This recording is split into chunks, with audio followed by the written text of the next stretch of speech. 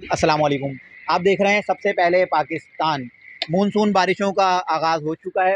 देख रहे हैं आपके कितनी तेज़ और मूसलाधार बारिश मेरे पीछे हो रही है। तो इस वक्त जो इम्तिहान है एडमिनिस्ट्रेटर कराची मुर्तज़ा वहाब का, और जैसा कि आप देख रहे हैं कि दावे तो बहुत सारे किए गए थे कि बारिशों की पेशन गोई के फौरी बाद जो है अमली इक़दाम कर लिए गए थे, लेकिन ऐसा कुछ भी नहीं है। नालों की सफाई नहीं की गई थी। मैं इस वक्त जो हूँ गुलिस्तान जौहर में हूँ, लेकिन पूरे कराची का यही हाल है कि जो है जगह जगह पानी खड़ा हुआ है, गाड़ियाँ बंद हो चुकी हैं। और मैं सिर्फ ये कहना चाहूँगा कि अभी जो है 24 जुलाई को बल्दियाती इंतखाबात आ रहे हैं।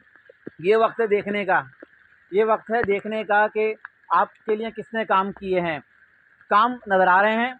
और अभी 24 जुलाई को बल्दियाती इंतखाबात हो रहे हैं। इसमें आपने जो है अब जो है वोट देना है, बहुत सोच समझ के देना है। आपने उन लोगों को वोट देना है जिन लोगों ने आपके लिए पहले काम किया। और अभी आप देख सकते हैं अभी कराची का जो हाल है बहुत बुरा हाल है।